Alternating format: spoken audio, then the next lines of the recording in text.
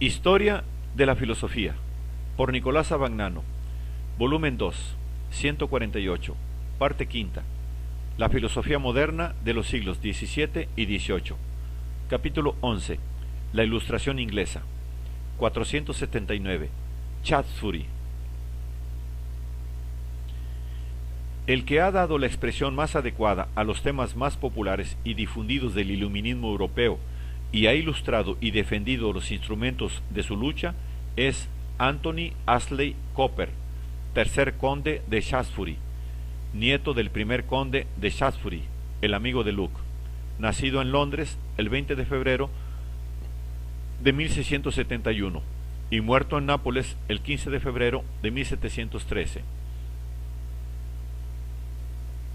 El primer escrito de Shaftesbury, que tomó parte en la vida política inglesa en las filas de los Whigs y viajó mucho por Europa, fue La investigación sobre la virtud, publicada abusivamente por Toland en 1699.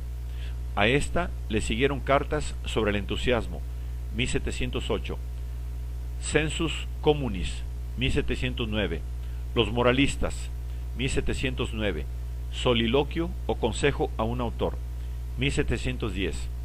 En 1711, Shaftesbury reunió estos 5 escritos a los que añadió las reflexiones misceláneas sobre los anteriores tratados, dando al conjunto de la obra el título de Características de hombres, maneras, opiniones, tiempos. Los escritos de Shaftesbury, traducidos repetidas veces al francés y al alemán, contribuyeron en gran manera a la formación del espíritu iluminista. El iluminismo, que en este punto fue heredero del libertinismo, se valió con frecuencia de la sátira, el ridículo, el sarcasmo y la ironía en su crítica de las creencias y de las instituciones tradicionales. Shaftesbury es, ante todo, un buen defensor de estos instrumentos polémicos y al mismo tiempo un estudioso eficaz de sus límites y de su alcance. Según Shaftesbury, estos instrumentos polémicos forman parte integrante de la razón, cuyo uso no se aprende en los tratados de los doctos o en los discursos de los oradores, sino únicamente en el libre ejercicio de la crítica y de la discusión.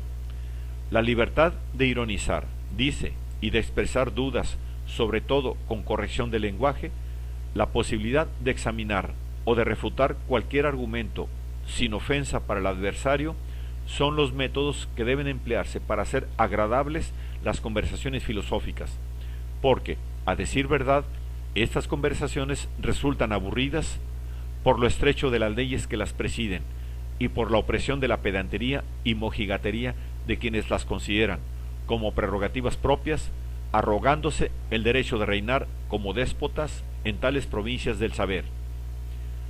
Que las críticas y las discusiones filosóficas deban ser agradables, esto es, interesantes para cualquier hombre, que la ironía sea el instrumento mejor para ello, así como para mortificar la arrogancia de los pedantes que creen tener el monopolio de la verdad, son 2 exigencias que vinieron a ser constitutivas del espíritu iluminista en el siglo XVIII.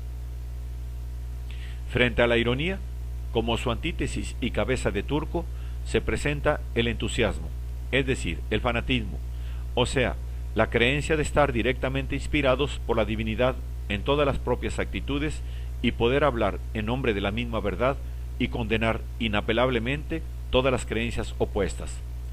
Shaftesbury atribuye las manifestaciones más desagradables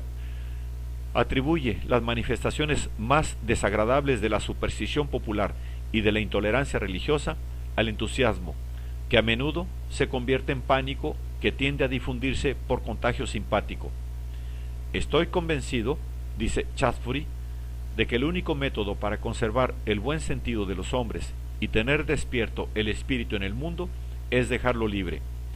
Pero el espíritu nunca es libre donde esté suprimida la libre ironía. En efecto, contra las extravagancias airadas y contra los humores melancólicos no hay otro remedio mejor. Pero la eficacia negativa de la ironía con respecto al entusiasmo radica en el hecho de que la misma se sitúa, para combatirlo, en el mismo terreno del entusiasmo, esto es, en el terreno de las emociones.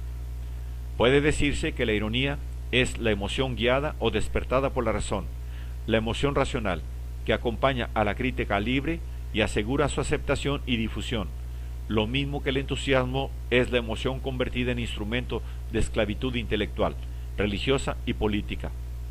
La obra de Shaftesbury mueve al reconocimiento, que es una de las características fundamentales del iluminismo, de la función de las emociones en la vida singular y asociada de los hombres.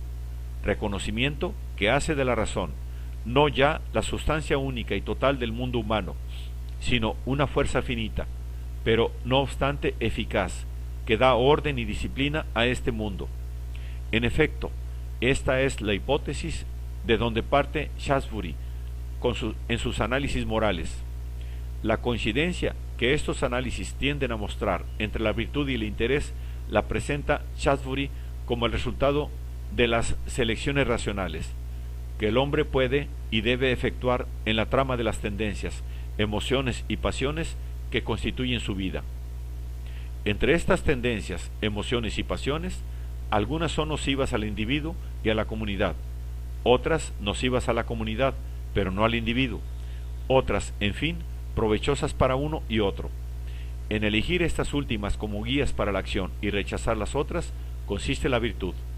La virtud no puede, pues, pertenecer a un ser que actúe solo a base de los estímulos sensibles, sino que es prerrogativa exclusiva de quienes, como el hombre, pueden reflexionar sobre las propias emociones, objetivarlas en la conciencia y elegir entre ellas racionalmente para reforzarlas o debilitarlas. La condición de esta elección es la posesión de la noción de un interés común a todos los hombres, porque sólo esta noción permite establecer la armonía entre el interés privado y el interés común, que constituye el criterio de las elecciones racionales. Las criaturas que están sujetas únicamente a estímulos procedentes de objetos sensibles, dice Shaftesbury, son buenas o malas según sus inclinaciones sensibles, pero no es así en las criaturas capaces de forjarse conceptos racionales del bien moral. En estas, si las inclinaciones de los sentidos, aunque puedan ser perversas, no llegan a predominar gracias a las otras inclinaciones racionales de que se ha hablado, la índole permanece siendo buena en conjunto y la persona es estimada con todo derecho como virtuosa por parte de todos. Este concepto de la moralidad lleva a Shaftesbury a afirmar la autonomía de la moral con respecto a la religión. Una criatura, antes de tener una noción de Dios clara y precisa, puede poseer una concepción o un sentido de lo justo y de lo injusto, y diversos grados de vicios o virtudes. Incluso el ateísmo no es obstáculo para la virtud. El que no comparte plenamente una hipótesis teísta puede reconocer y apreciar las ventajas de la virtud y formarse en su alma una opinión elevada de la misma. Por otro lado, la conducta inspirada únicamente en la esperanza de un premio o en el temor de un castigo futuro carece de valor moral. Hay tanta rectitud, piedad y santidad en una criatura así subyugada, dice Shaftesbury, como mansedumbre y docilidad en un tigre bien encadenado, o espontaneidad y corrección en un mono sometido a la disciplina del látigo. Aunque, en casos raros, pueda ser útil aquella creencia, la religión ha de fundarse más bien en el amor desinteresado a Dios y no en el cuidado por el propio bien particular. Cuando se ama a Dios solo como causa del bien privado, no se le ama sino como a un instrumento o medio de placer cualquiera por parte de una criatura viciosa.